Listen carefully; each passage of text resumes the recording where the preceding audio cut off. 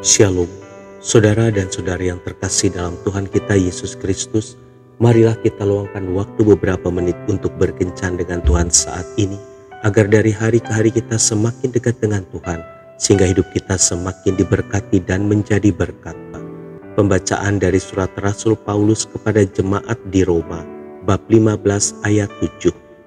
Sebab itu terimalah satu akan yang lain, sama seperti Kristus juga telah menerima kita untuk kemuliaan Allah. Demikianlah sabda Tuhan, syukur kepada Allah. Saudara dan saudari yang terkasih dalam Tuhan kita Yesus Kristus, Rebeka duduk di ruang istirahat seusai membawakan seminar bertema keluarga.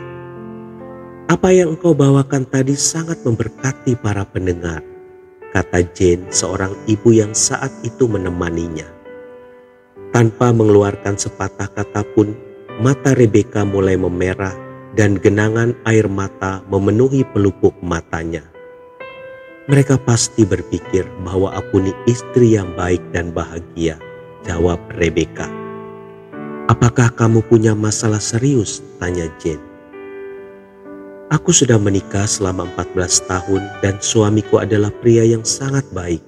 Ia jujur, sabar, penyayang, dan memiliki pekerjaan yang mapan.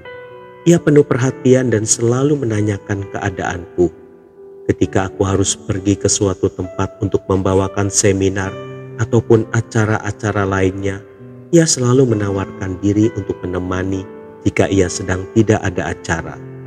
Ia dengan senang hati menyiapkan alat peraga yang kubutuhkan untuk membawakan seminar, termasuk membawa alat peraga dan perlengkapan lainnya ke tempat di mana aku membawakan seminar.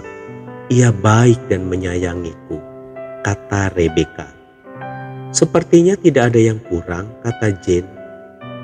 Jane, sudah aku katakan bahwa suamiku sangat baik, tapi aku menginginkan sosok suami yang lebih memimpin dan bukan melayaniku. Aku mengharapkan agar dia yang lebih terkenal dan menjadi pembicara daripada aku, jawab Rebeka.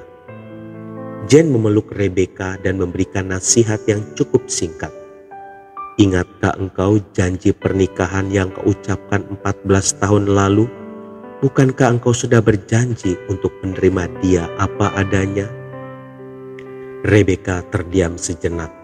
Ia mulai menangis dan sejak saat itu, ia tidak lagi mengharapkan agar suaminya menjadi sosok yang ia inginkan.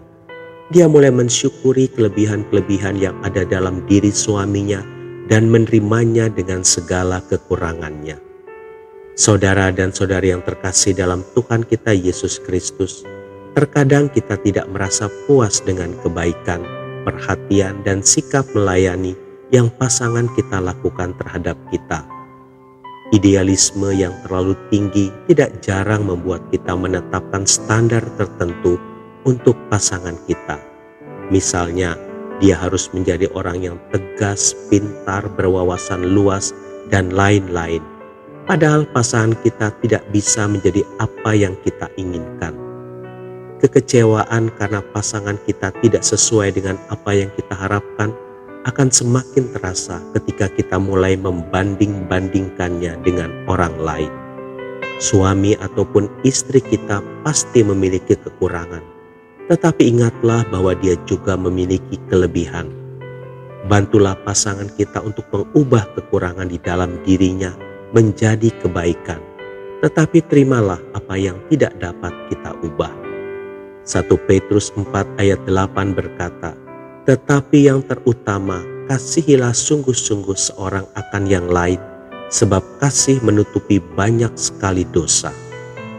Kasih dan penerimaan yang tulus terhadap pasangan membuat kita menerima ketidaksempurnaannya dan tidak mempersalahkan, apalagi meributkannya. Bukankah kita sudah berjanji untuk menerima dia? Tuhan Yesus memberkati. Marilah kita berdoa. Dalam nama Bapa dan Putra dan Roh Kudus. Amin. Tuhan Yesus, aku berterima kasih untuk pasangan terbaik yang sudah Kau pilih untuk aku. Mampukanlah aku menerima dan mengasihi dia dengan segenap hatiku. Amin. Dalam nama Bapa dan Putra dan Roh Kudus. Amin.